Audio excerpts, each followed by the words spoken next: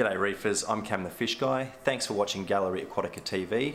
Today we've got a bit of an unusual job. We've been called out to one of our clients with a Red Sea Reefer 525 that we actually installed about 6 months ago, and we've been asked to do a couple of slightly different jobs to normal. So we'll have a look at this tank and then we'll show you the jobs that we're going to do today.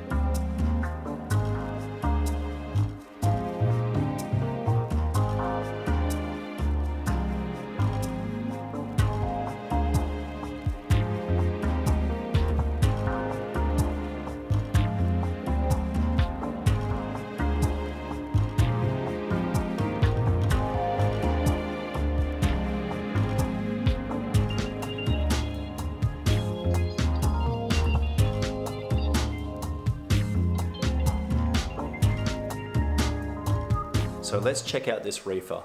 It's a really interestingly modified reefer, and there's a few things that I'll just point out at the beginning, because when you first look at this tank, you don't necessarily recognize it as a reefer. And one of the main reasons for that is that this pelmet has been custom made to suit the color of the cabinet and to hide the lights. And so it looks really nice as a whole unit.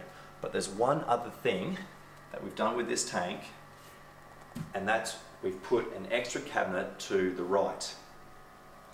Now this tank has been modified, and we'll have a look at the modifications that we've made to the plumbing. We'll also have a look inside the cabinet here. We've still got a few things that we're going to do on the tank, but let's check out the filtration, because it's pretty cool the way this tank has been kitted out. So we're down here with the sump tank, and I'll just point out how we've modified this reefer. So first of all, we've put in a NIOS 160 protein skimmer, and as you can see from the dilution of the waste in the cup, it's doing an excellent job. Now we've got this propped up on, it's just a Tupperware container or something, I think, so that it's at the perfect skimming height. You'll also notice there's a Pax Bellum. So this is our nutrient export system, and so the keto that we're growing inside this algae reactor is really effectively working to reduce the nitrate and phosphate in the tank. Now, interestingly, this Pax Bellum is run off a manifold which we've customized for this system. And it's a little bit hard to see, but behind the skimmer we have a number of valves, and this one actually runs to the chiller, which we'll look at in a sec. And this one on the left runs through the UV sterilizer and back down into the algae reactor. Alright, so let's look in the next cabinet. Okay, so in here we obviously have the chiller, keeping the temperature down to 25.5 degrees. We also have the dosing pump and the controller for the dosing pump, which is mounted on the inside of the cabinet here. On the left hand side we have the power boards, and we also have a Senai. We have controllers for the wave makers, which are Gaia 250s, and a few other appliances. You can see that this area is really chockers full of equipment, and the plan for this tank is going to be to move a lot of this equipment into the Reefer 170 cabinet, which is to the right. So we'll just have a quick look in there. Don't think we've really got much in here at the moment. Okay, so we've just got storage for miscellaneous items at the moment, but the plan will be to have the dosing pump mounted up the back with some nice big dosing vessels. We'll probably use our favorite Hamali acrylic dosing vessels with the light up base. and this will allow us more space. It'll be easier to fill these dosing vessels, and it'll just be a much neater configuration of all the equipment. So the idea of having a Reefer 170 cabinet next to the Reefer 525 means that you have a beautifully matching cabinet and more space than you would otherwise. The last thing that we will have to do with this cabinet though, we're going to have top board customized. Now we've ordered this from the same supplier that has made the pelmet for the tank, and we've color matched the pelmet, and we'll be color matching the board for this cabinet so that everything looks absolutely perfectly matching. So we haven't come here today just to have a look at this tank. The reason why we've been called out today is we need to change a UV sterilizer bulb. The UV sterilizer that we've just looked at is a UV twist 57 watt, and so we're going to change the UV bulb, and we also have a fish that we're going to acclimate into the tank, and we've got a coral that we're going to glue into position. So first of all, let's have a look at the UV sterilizer bulb, and we've got some tricks to easily replace this bulb. Let's get into it. So we have a box of goodies here for the customer, and this is our UV sterilizer tube, 57 watt. So we also have the fish and coral in here, and the fish is a cleaner wrasse, and I might just start acclimating this guy now, and that way by the time we finish with the UV sterilizer bulb, he should be right to go in the tank. Because we have all of our componentry running off a single manifold, it's very important that we turn off everything that we don't want to be running whilst there's no flow through the tank. So we'll just start with the chiller. We'll also turn off the return pump, and most importantly, we're going to turn off the UV sterilizer. So this is everything that we need to have turned off so that we can now open up the UV sterilizer and change the bulb. So we almost forgot it, but we're also going to turn off the Pax Bellum. Okay, so now we're ready to operate on our UV sterilizer. The way that the UV sterilizer is mounted, we don't have sufficient space to pull the tube out through this end. So we're actually going to have to take the unit off its bracket so that we can angle it in a way that we can pull out the tube. So this is the first challenge, because these are fairly tight brackets. 1, 2, and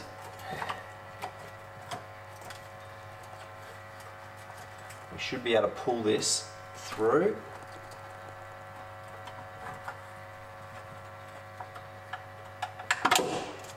Okay, so now hopefully I'll be able to angle it and pull the tube out this way. So with these units, they have 3 points that are threaded on. Importantly, we're not going to undo this bottom thread, because this is what seals the quartz sleeve into the unit, and it is what protects the tube from water. So if we open up this one, we'll have a problem with leaks. So I'm going to undo this first one. This allows us to move the tube and the cord independent of the second, which is this. Okay.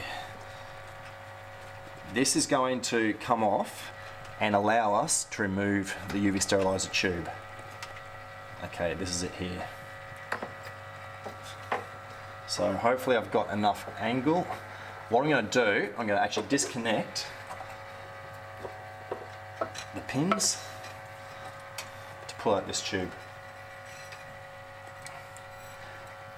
This is the reason why we're changing this bulb today. So it's actually blown, and usually you get a good 12 months out of these tubes. It's possible that this one's blown because it's important that whenever you've got a UV sterilizer tube that you don't touch it with your fingers.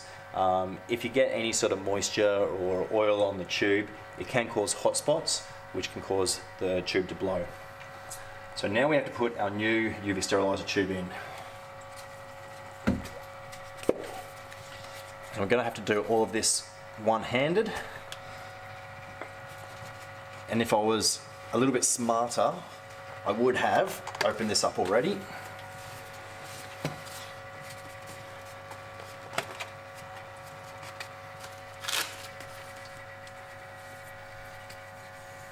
Always good to have a Leatherman on hand. All right.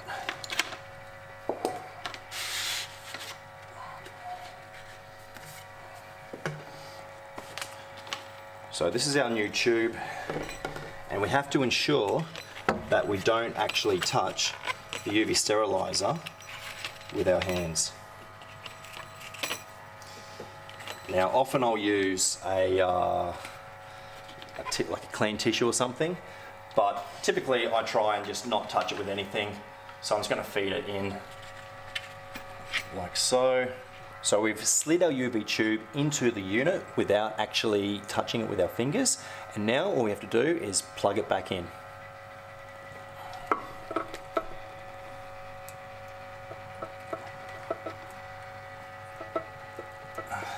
Okay.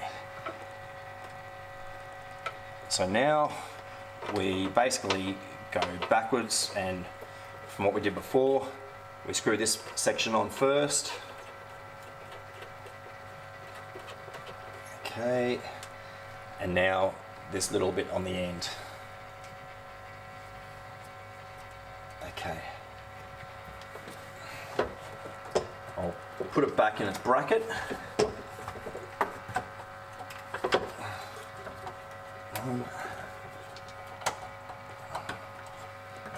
Oops.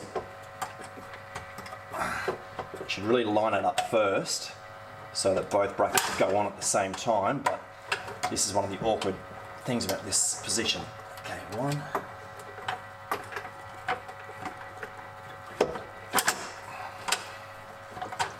One. Two. As easy as that. It's something to consider, the position of your UV sterilizer. We were a little bit limited with where to put the UV sterilizer in this case, and it's always nice if you've got your UV sterilizer in a position where you can pull the tube out without having to take it off its bracket. But we'll secure this. One, two, so that's nice and secure. And now we'll power the system back up again. We'll turn on the UV sterilizer, and we'll ensure that it's lighting up by checking in this translucent section at the end, which we'll be able to see light coming out if it's working. So we're going to turn the return pump and the chiller and the pack spellum back on before we turn our UV sterilizer tube on. That's the return, that's the chiller. Just give it a second for water to flow through. Okay, so now I'll turn the UV sterilizer on and we'll check that it's working.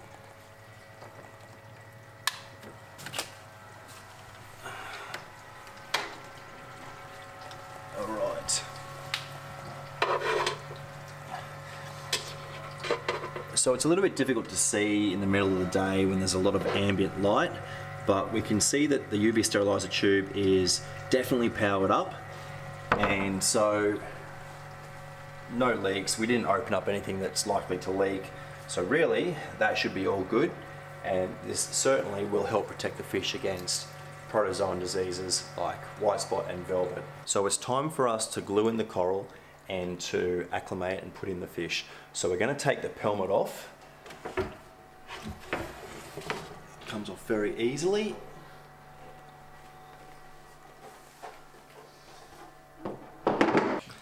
So as you can see, that pelmet was also hiding a net cover.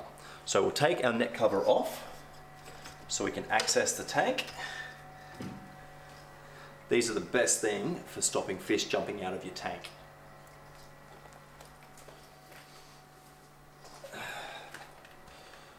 So we have a Duncan Opsamia to glue in.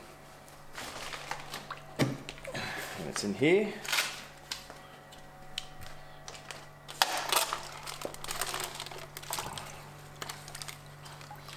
So it's only a small piece, And we've given this a good dip at the shop before we bagged it, as we do with all our corals.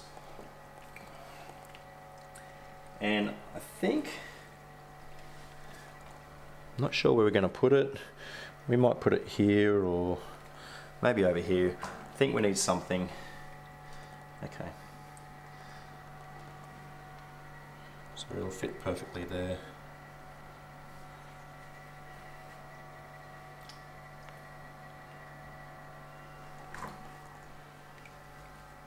Okay, so we'll glue this in place and hopefully it'll open up and do really well in that spot.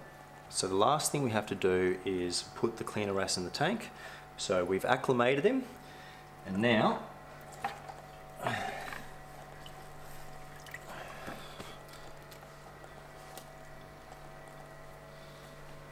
cleaner wrasse are great fish because they're relatively hardy, but most importantly, they swim out and about. So they really help to fill the tank out, and they provide a lot of action and a bit of a unique sort of color and pattern with their stripes.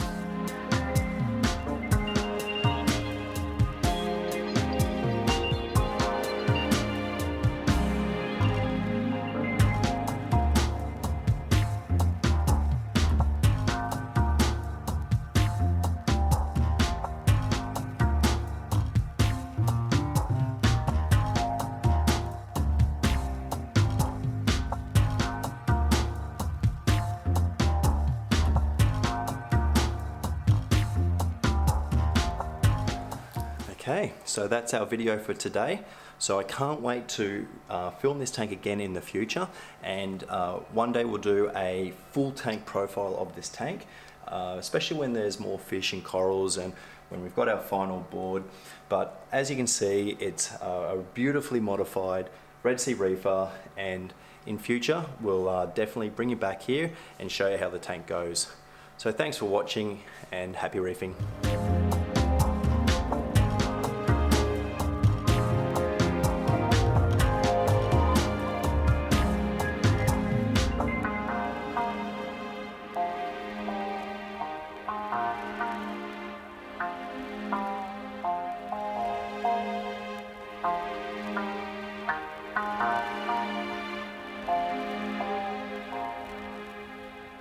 So that's our video for today. If you enjoyed it, hit the like button, hit the subscribe as well. We'll be putting out videos every week showing a new tank with new products. There's going to be lots in all the videos. I'm Cam the Fish Guy, and keep on reefing.